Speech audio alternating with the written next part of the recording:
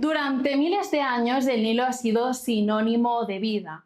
Ha alimentado imperios, sostenido civilizaciones y convertido un desierto implacable en un oasis fértil. Pero hoy, este mismo río es el escenario de una batalla invisible entre tres países. Un país lo ve como su salvación para un futuro mejor, otro lo percibe como una amenaza existencial y un tercero se encuentra atrapado en medio. No hay misiles, no hay tropas cruzando fronteras, pero esto ya es una guerra. Una guerra por el control del agua, por el derecho a decidir quién prospera y quién se seca. Hoy, en las guerras del agua, el agua como poder, Egipto, Etiopía y Sudán en guerra por el Nilo.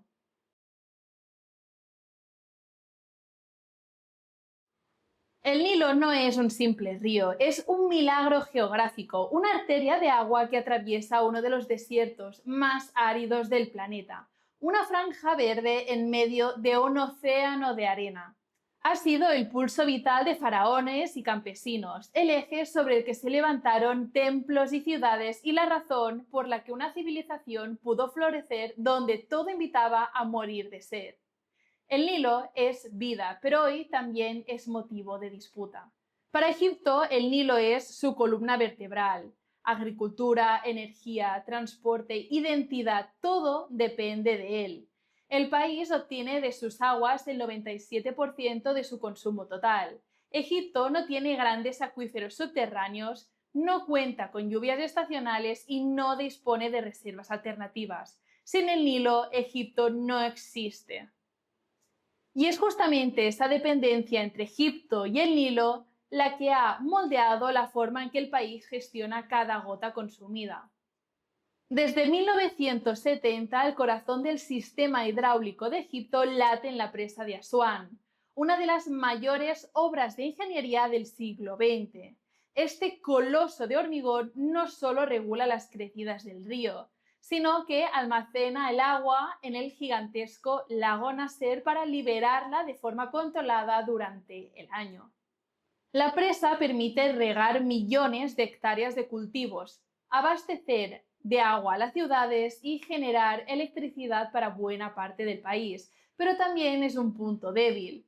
Si el caudal que llega a la presa disminuye, el nivel del lago baja, la producción de energía se reduce y las reservas hídricas estratégicas se ponen en riesgo. En Egipto, cualquier alteración en el flujo del Nilo es una amenaza directa a su seguridad nacional. Tanto es así que proteger el caudal del Nilo se ha convertido para Egipto un asunto de Estado. Durante más de un siglo, el país ha defendido su control hídrico sobre el Nilo, amparándose en acuerdos firmados en plena época colonial. El primero, en 1929, fue suscrito entre Egipto y el entonces Sudán anglo-egipcio, con el Reino Unido como mediador.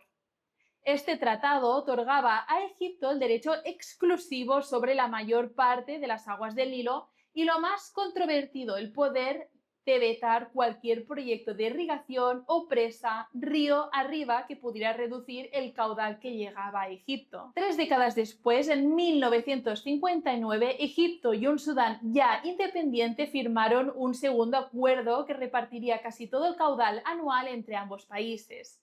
Alrededor de 55.500 millones de metros cúbicos para Egipto y 18.500 para Sudán. Ningún otro estado de la cuenca participó en la negociación. Y aquí está el punto clave. Etiopía, de cuyas tierras altas nace más del 80% del caudal total del Nilo, nunca fue consultada ni reconoció la validez de estos tratados. Para los etíopes fueron acuerdos impuestos por potencias coloniales y aceptados por gobiernos que actuaban a espaldas de su soberanía. Durante décadas, Etiopía observó desde la orilla cómo otros decidían el destino de un río que nacía en sus propias montañas. La exclusión de los tratados no fue solo un asunto diplomático.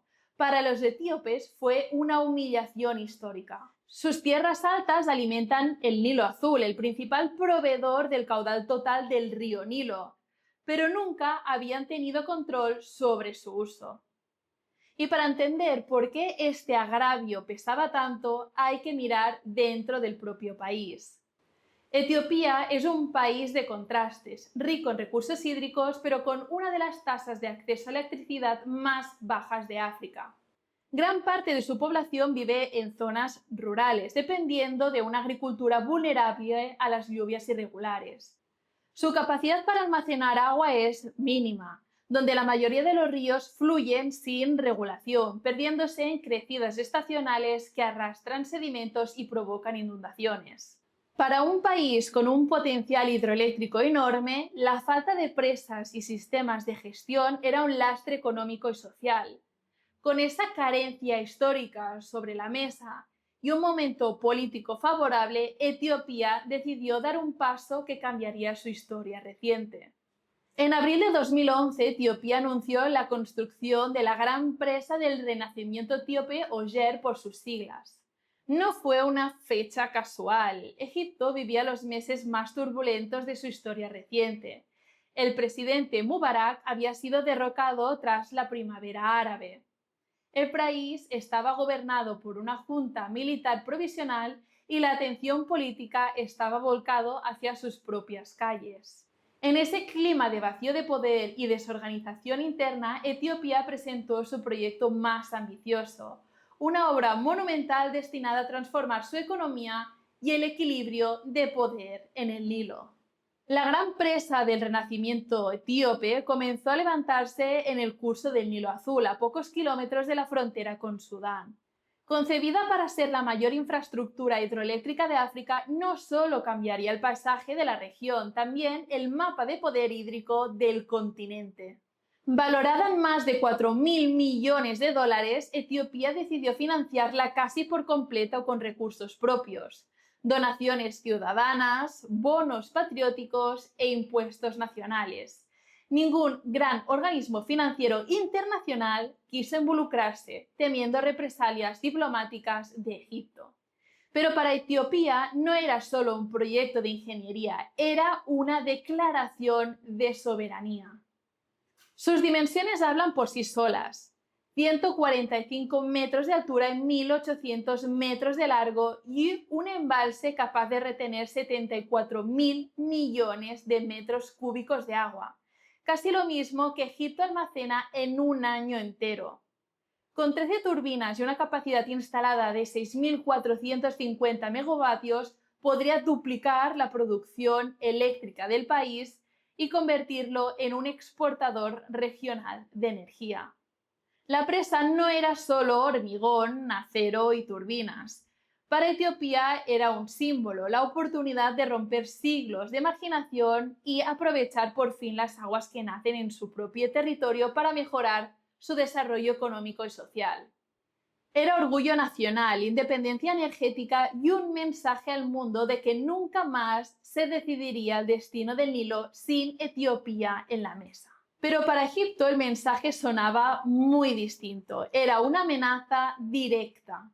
Si el llenado se hacía demasiado rápido, el caudal que viajaba hacia el país podría desplomarse, secando campos, apagando turbinas en la presa de Asuán y poniendo en jaque las reservas hídricas del país. Según cálculos del Ministerio de Recursos Hídricos, por cada 1.000 millones de metros cúbicos que dejan de fluir, Egipto perdería 200.000 hectáreas de tierras cultivables.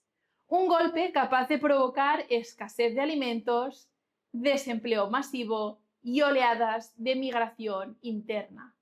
El presidente Abdel Fattah al-Sisi lo resumió en una advertencia que ya forma parte de la retórica oficial: no toque ni una gota de agua de Egipto. El pulso por la presa saltó rápidamente a la escena internacional. Se debatió en la Liga Árabe, en la Unión Africana e incluso en el Consejo de Seguridad de la ONU, pero ninguna de esas mesas logró lo esencial: un acuerdo legalmente vinculante que fijara cómo y en cuánto tiempo debería llenarse y operar la presa. Etiopía defendía que podría llenarla en 5 o 6 años, minimizando el impacto. Egipto reclamaba al menos 10 o 15 para evitar un daño irreparable.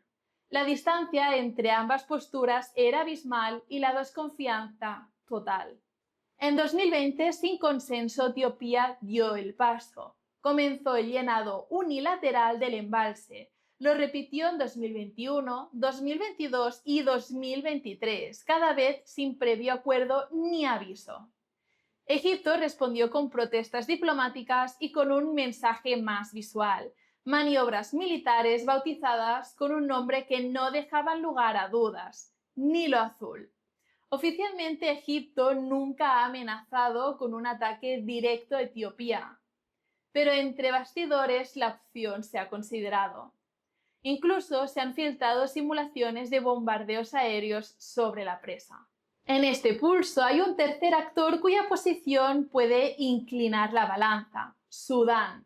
El Nilo recorre su territorio de sur a norte, alimenta sus cultivos, abastece sus ciudades y mueve sus turbinas hidroeléctricas. La gestión hídrica del país se apoya en unas pocas presas clave. La presa de Rosies, en particular, es vital para regular el caudal del Nilo Azul dentro de Sudán y garantizar agua durante la estación seca.